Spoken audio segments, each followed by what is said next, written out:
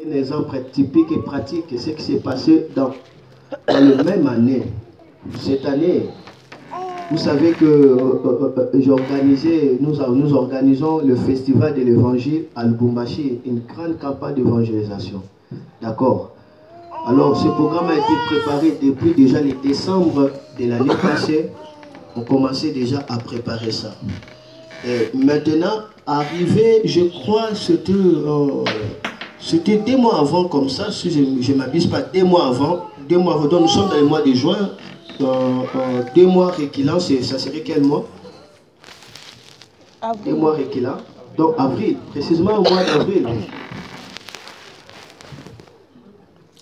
On m'a appelé par le directeur de notre programme pour dire que vraiment, moi, je pense que nous devons arrêter cette campagne. Parce qu'il n'y a pas de moyens. Alors, je me suis questionné. Je vis qu'à Lubumbashi, la vie est très, très chère. Est très chère. Donc, c'est vraiment difficile. On peut arrêter. Et lui a proposé même un montant là, si peut-être on atteint même la moitié. Si on n'arrive pas à atteindre la moitié, on arrête. Il savait qu'on devait arrêter. Même aussi à Kinshasa, dans l'église de Kinshasa, même aussi, ma mère aussi m'avait appelé et m'a dit, mais est-ce que tu ne peux pas arrêter ça, soit prolonger l'activité?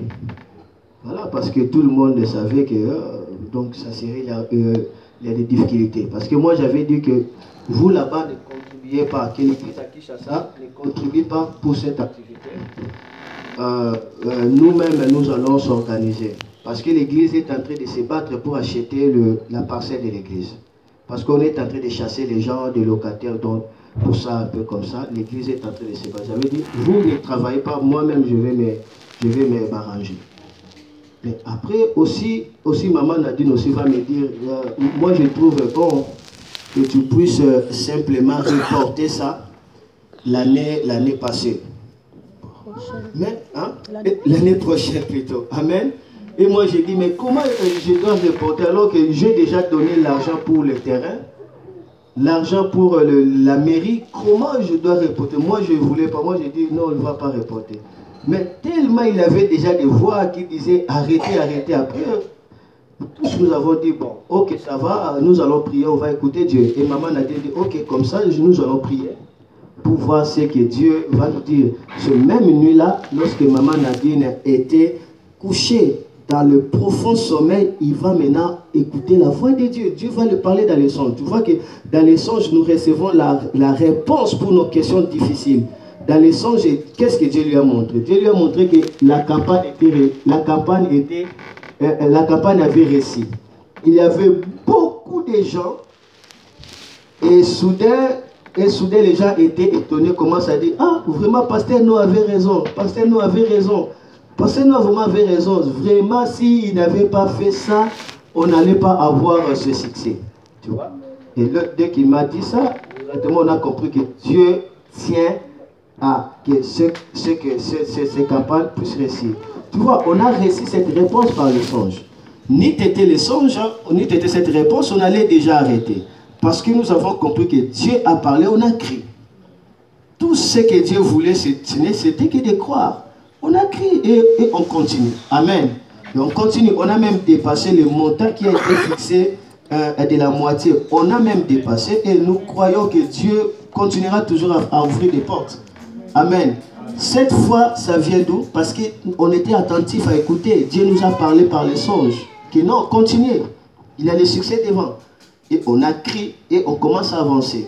C'est ça. Donc Dieu nous a répondu par les songes. Alors on ne peut pas dire que non, ce n'est qu'un songe, ce n'est qu'un rêve. Si on disait comme ça, on allait... Non, mais nous avons cru que ça c'est Dieu et les choses commencent aussi à marcher. Amen. Amen. Donc voilà, n'oublie pas que souvent Dieu nous répond par le songe. Deuxièmement, nous devons retenir que dans les songes, Dieu essaye d'ouvrir notre attendement spirituel.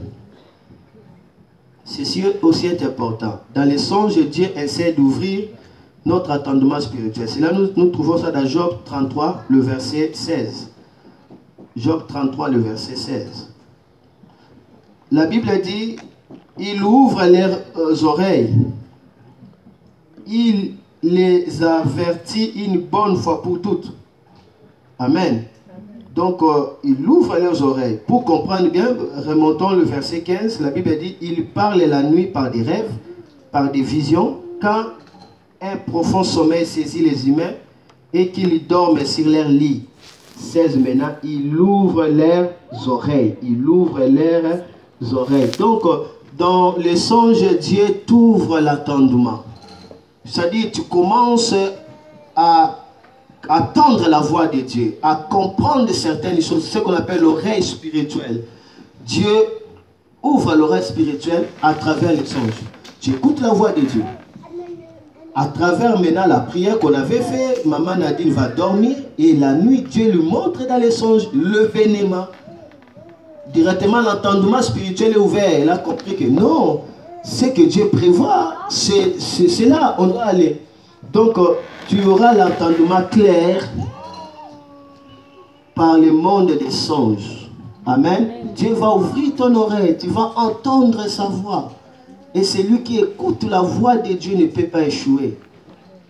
Amen. Parce que la Bible dit, dans la voix de Dieu, même des stupides ne peuvent pas se perdre.